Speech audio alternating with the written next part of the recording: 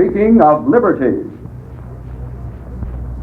Speaking of liberty, the National Broadcasting Company takes pleasure in presenting the first of another series of programs under the auspices of the Council for Democracy.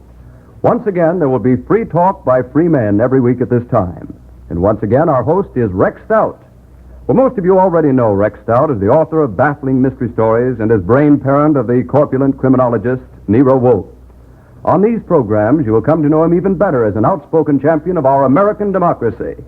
Mr. Stout. Thank you, George Putnam. Good evening, friends of liberty, and enemies, if any.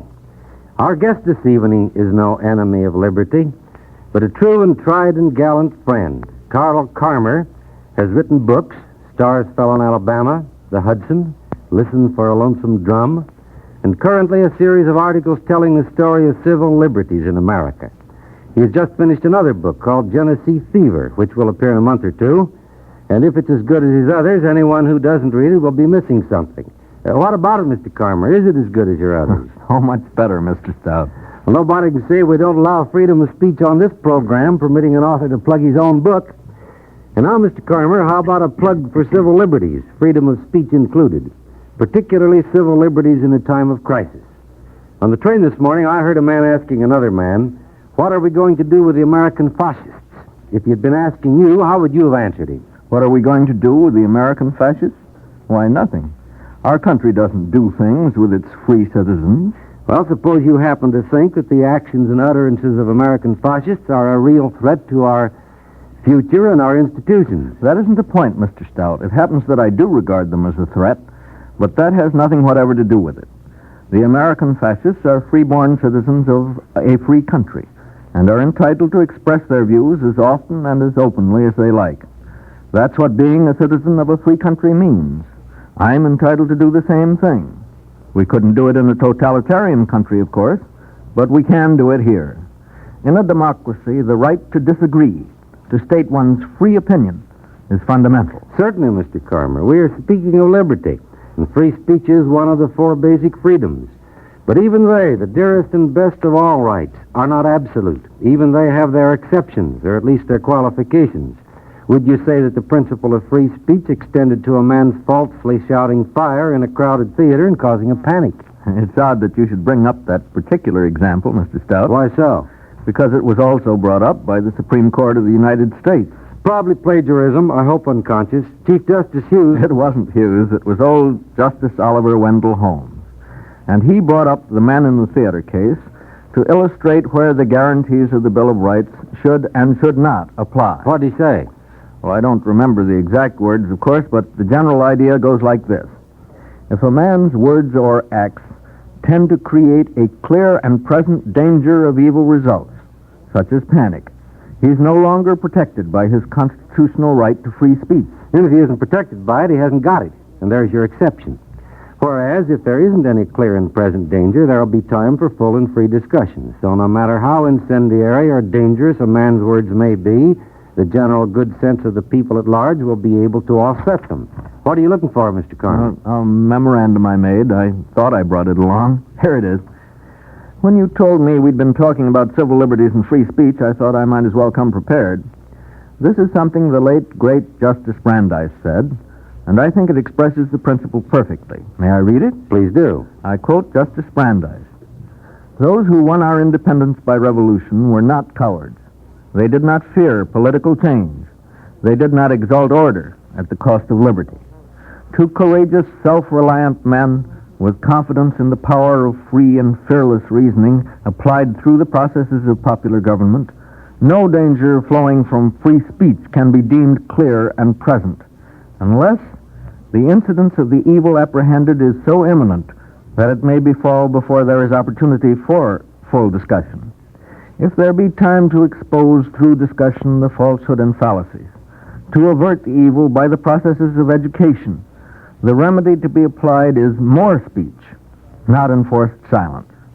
Such must be the rule if authority is to be reconciled with freedom.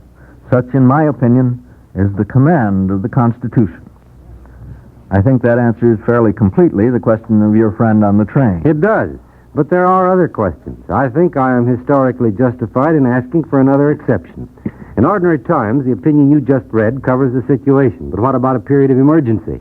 What about times when our whole future is at stake and our enemies are working against us on our own soil, more or less undercover? Those are just the times when free speech is more necessary than ever, Mr. Stout. It's the only way a democracy can sift all the issues and arrive finally at a course of action.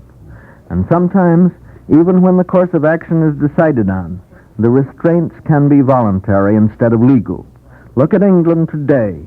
Bomb-racked and war-torn as it is, no civil liberties have been abrogated. The people themselves have voluntarily and patriotically surrendered some of their civil rights because of the need for unity in the war effort. Labor, for instance, has the right to strike, but has given it up for the time being.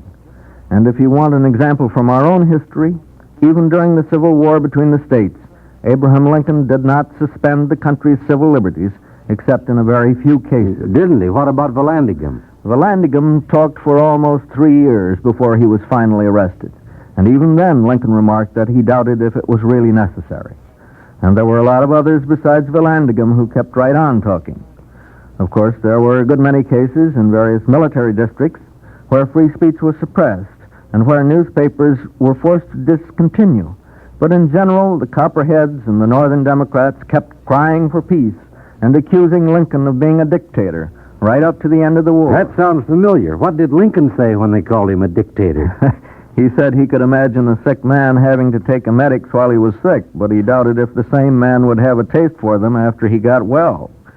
He said he guessed the American people could be trusted to take back any rights they gave up during a time of rebellion and invasion. And he was right, as usual. But I'm still after that second exception. Propaganda has, of course, always been a weapon, ever since the serpent used it on Eve.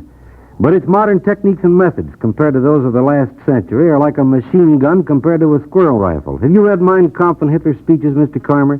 Where he boasts of his intention and ability to have his path cleared for him in each country by certain citizens of that country, specifically including the United States of America? What about these path clearers? What do we do about them? I stick to my original answer, Mr. Stout. Absolutely nothing. That is, nothing repressive. Of course, I believe we should talk back to them. Try to show them and their followers the error of their ways. While the country is in a state of emotional excitement, before the final decision has been taken, everyone must be allowed to say exactly what he thinks, whatever his motives. And so far as enemy propaganda is concerned, I think we have the perfect answer right here in our own United States. Meaning what? Our free press? Our free press and much more. Our press, our radio, our magazines, our books, our public speakers. I doubt if any country in the history of the world was ever so well prepared to meet propaganda and recognize it at first sight. Also, don't forget that any new weapon is terrifying only at first. Poison gas filled Canadian troops with horror at Ypres, and whole battalions of Germans broke when they first saw tanks along the Somme in 1916. I think it's just the same way with propaganda. Last year, it was something peculiarly devilish that crept up on us while we slept. Today, it's just something else, a new and annoying weapon, to be sure, but something which we have learned to meet. I'm not so sure about that, Mr. Karmer. Curiosity killed a cat, and it is quite possible that complacency could kill the American eagle. But I want to catch you up on something you let drop just a minute ago. I'm like a member of Parliament, Mr. Stout. I insist on having notice of these questions. Oh, this isn't bad. In saying that everyone should be allowed to say just what he thinks, you used the phrase, before the final decision has been taken. Does that mean that, in your view, a time does come when suppression of free speech is permissible? That's a fair question, and it goes right to the heart of what we're talking about. I'll say a reluctant yes. I do think that a time might come when a partial suspension of a civil liberty would be justified.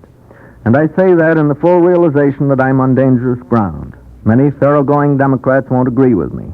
They'll say that no conceivable situation justifies suppression of the Bill of Rights. Not me. I think that's extreme. I agree. I go back for my own justification to my friend Justice Holmes. That is, if I can find another memorandum. What's this one? Let's see. Oh, yes. When a nation is at war, many things that might be said in time of peace are such a hindrance to its effort that their utterance will not be tolerated so long as men fight, and that no court could regard them as protected by any constitutional right. That's Justice Holmes. And of course, anybody would agree that you couldn't let people say anything that would give aid and comfort to the enemy. And equally, of course, you are justified in shutting them up if what they say involves a clear and present danger of immediate disaster, like the man in the theater. Well, now, if I understand your position, Mr. Karmer, you believe in the complete maintenance of all civil liberties. That is, the 4 freedoms guaranteed under the Bill of Rights and the Atlantic Charter, except in cases where the nation is at war. Is that correct? Not entirely. I want to qualify that. Some time may come, naturally, when someone must make a decision on suspension of a right to which we are accustomed.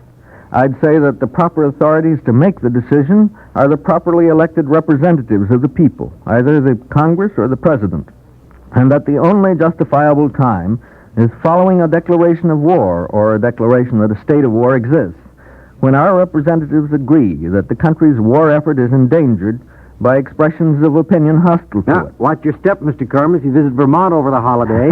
I'll steer clear of war-torn lands. Does my definition of convenience and necessity make sense, Mr. Stout? Perfect, Mr. Karmer. I think anybody would agree that when a nation is involved in a war, it is justified in refusing to tolerate actions or utterances calculated to hamper or interfere with the war effort. That's the second exception I was after. And on the other hand, I want to make my qualifying clauses very clear and very strong. No suppression of our civil liberties is justified unless 2 conditions are met. First, that the country is actually at war, and second, that our elected representatives, all of whom we trust are ardent believers in the 4 freedoms, decide that a particular exercise of a particular liberty is actually harmful to the war effort. You can't go around seeing dangers wherever you look for them, shutting people up because you happen to think that what they're saying is dangerous to the national welfare. That's too easy. Also, it involves setting your private opinion of what is and isn't dangerous against the other fellows. As events turn out, he may be more nearly right or more nearly in accord with the national view than you are. A war effort may be immeasurably improved by adverse criticism. No, Mr. Stout, we can't afford to suppress our freedoms until the last possible hour, and we must take care to get them back as soon as the danger is over. But during the time of actual war, and only when honest American believers in the Bill of Rights consider that the cause is imperiled, then unity of effort becomes more immediately important than individual liberty. I'm glad you add that point about getting them back. You don't anticipate any difficulty about that? Not at all.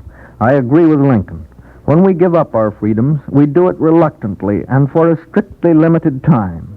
We can never afford to forget, and I'm sure we never will, that as Stephen Benet has said, freedom's a hard-bought thing.